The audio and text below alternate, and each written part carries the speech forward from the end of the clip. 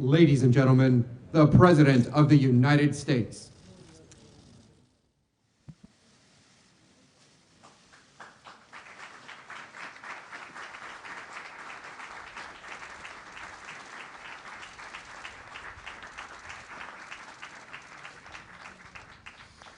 Thank you very much, my fellow Americans.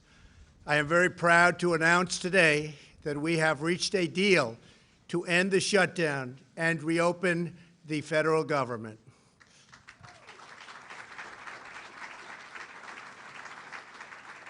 As everyone knows, I have a very powerful alternative, but I didn't want to use it at this time. Hopefully it will be unnecessary. I want to thank all of the incredible federal workers and their amazing families who have shown such extraordinary devotion in the face of this recent hardship. You are fantastic people. You are incredible patriots. Many of you have suffered far greater than anyone but your families would know or understand. And not only did you not complain, but in many cases, you encouraged me to keep going because you care so much about our country and about its border security. Again, I thank you. All Americans, I thank you. You are very, very special people. I am so proud that you are citizens of our country.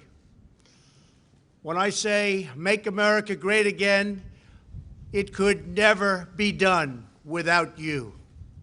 Great people. In a short while, I will sign a bill to open our government for 3 weeks until February 15th. I will make sure that all employees receive their back pay very quickly or as soon as possible. It'll happen fast. I am asking Senate Majority Leader Mitch McConnell to put this proposal on the floor immediately.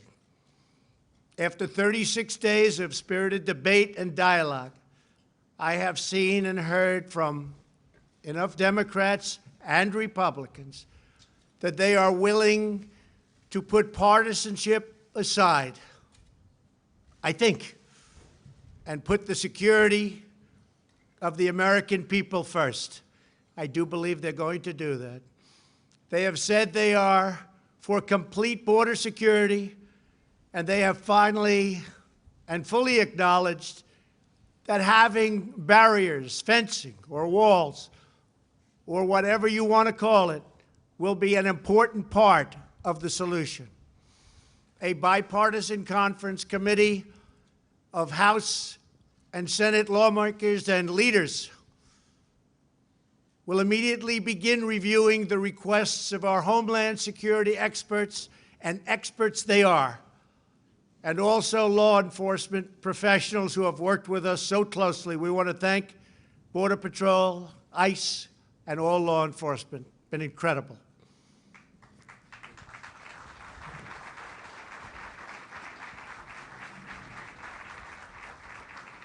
Based on operational guidance from the experts in the field, they will put together a Homeland Security package for me to shortly sign into law.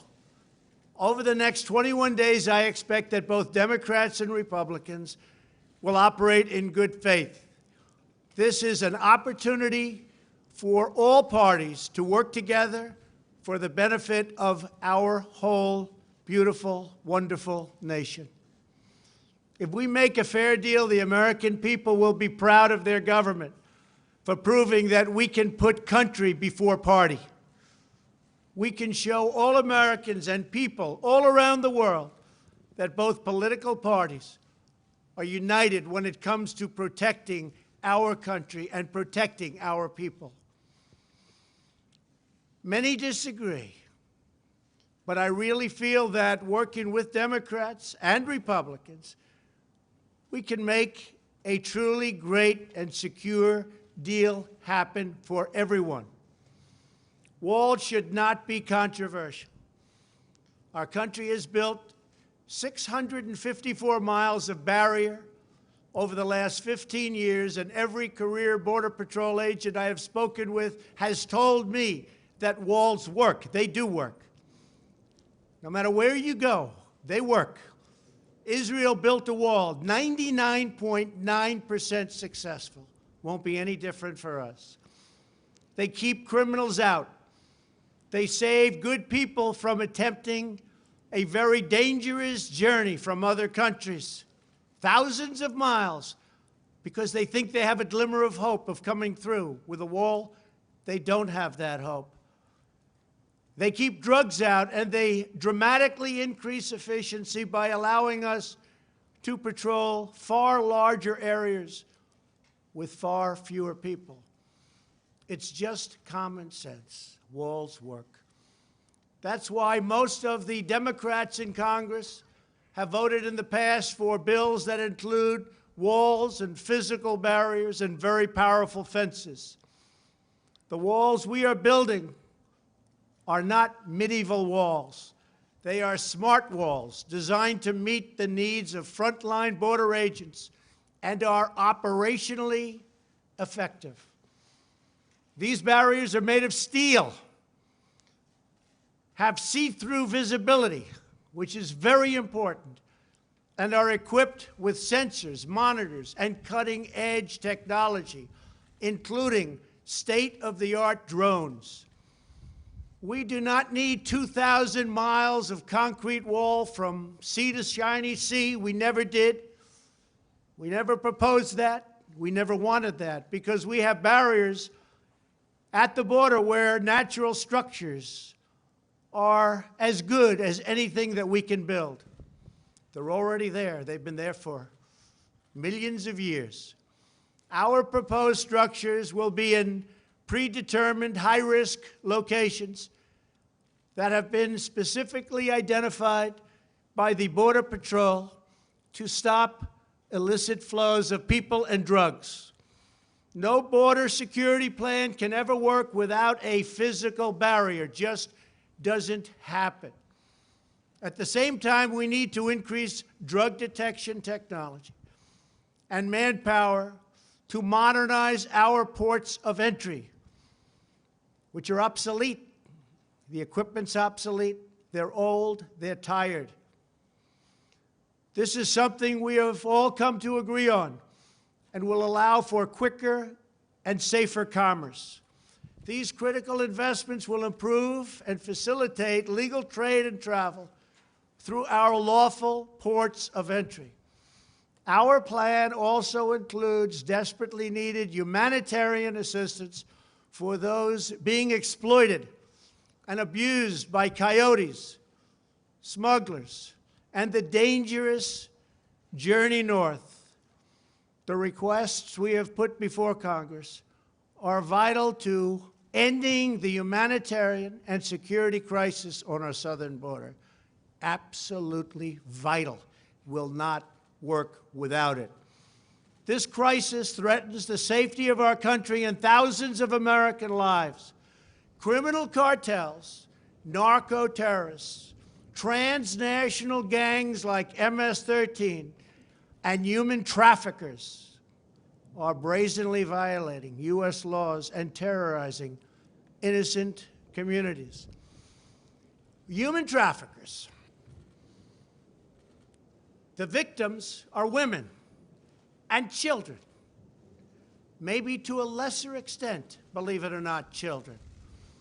Women are tied up, they're bound, duct tape put around their faces, around their mouths. In many cases, they can't even breathe. They're put in the backs of cars or vans or trucks. They don't go through your port of entry. They make a right turn going very quickly. They go into the desert areas or whatever areas you can look at. And as soon as there's no protection, they make a left or a right into the United States of America. There's nobody to catch them. There's nobody to find them. They can't come through the port, because if they come through the port, people will see 4 women sitting in a van with tape around their face and around their mouth. Can't have that. And that problem, because of the internet, is the biggest problem. It's never been like this before that you can imagine. It's at the worst level, human trafficking, in the history of the world. This is not a United States problem. This is a world problem. But they come through areas where they have no protection, where they have no steel barriers, where they have no walls. And we can stop almost 100% of that. The profits reaped by these murderous organizations are used to fund their malign and destabilizing conduct throughout this hemisphere. Last year alone, ICE officers removed 10,000 known or suspected gang members like MS-13 and members as bad as them. Horrible people, tough, mean, sadistic.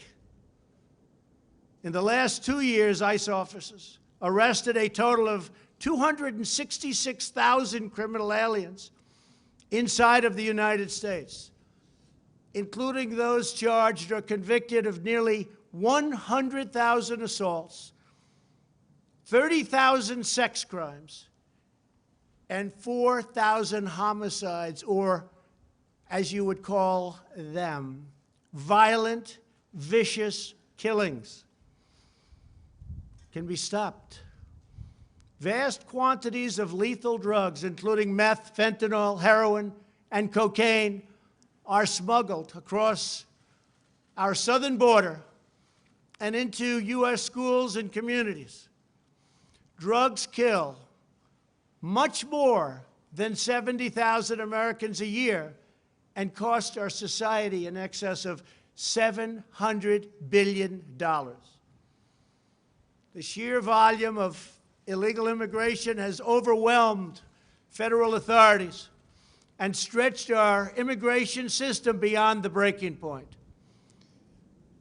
Nearly 50 migrants a day are being referred for medical assistance.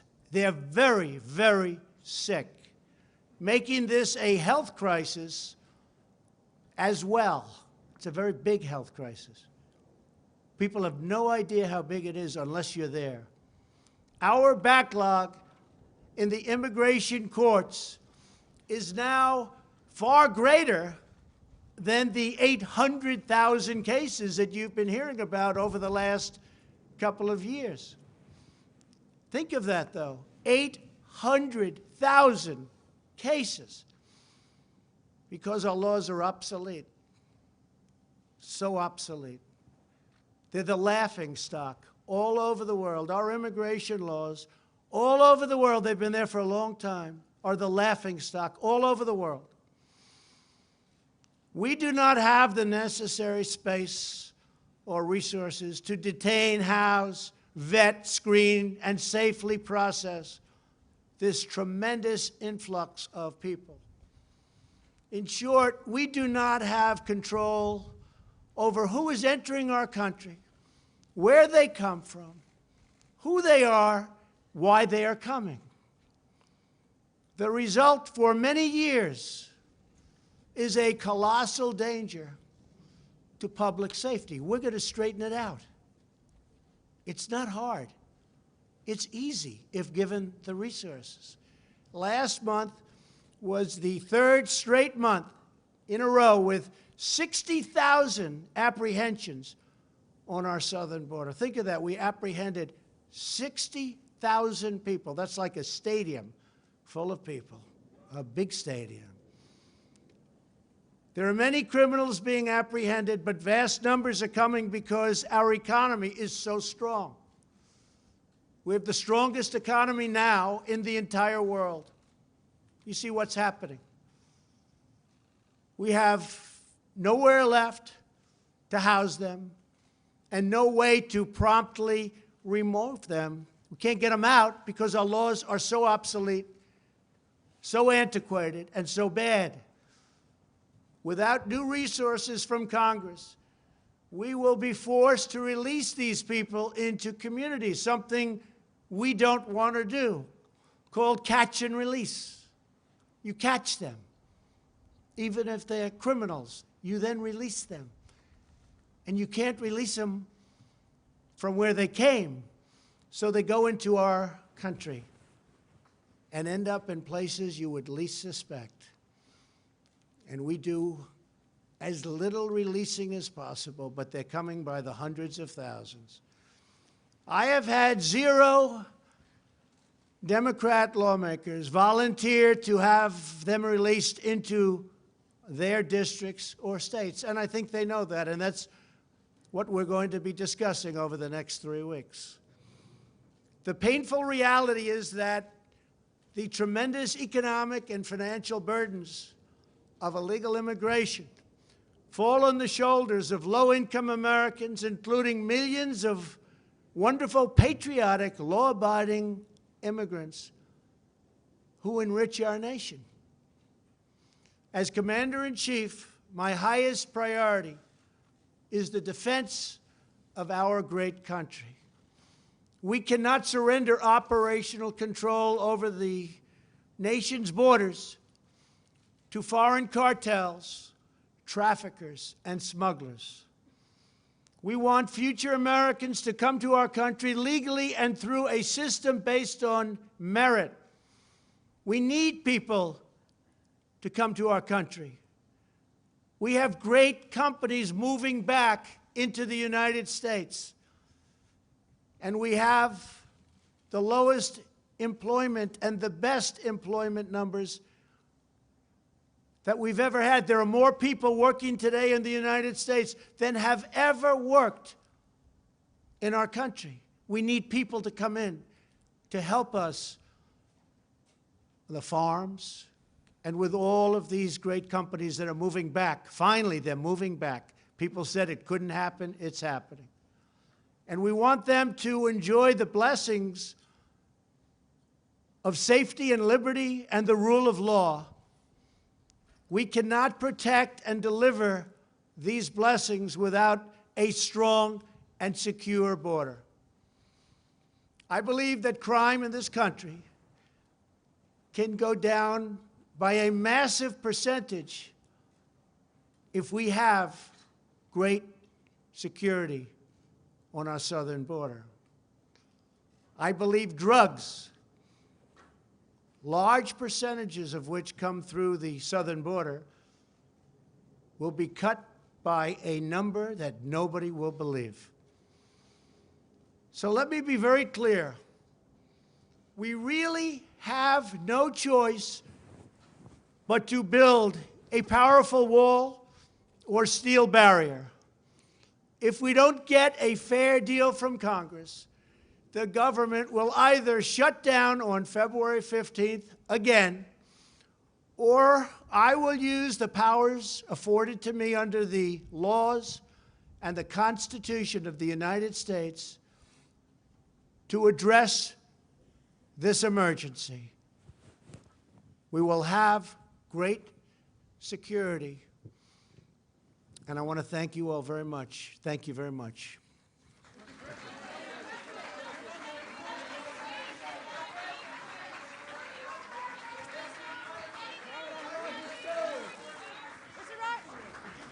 To communicate with WikiLeaks. Why don't you teach the law?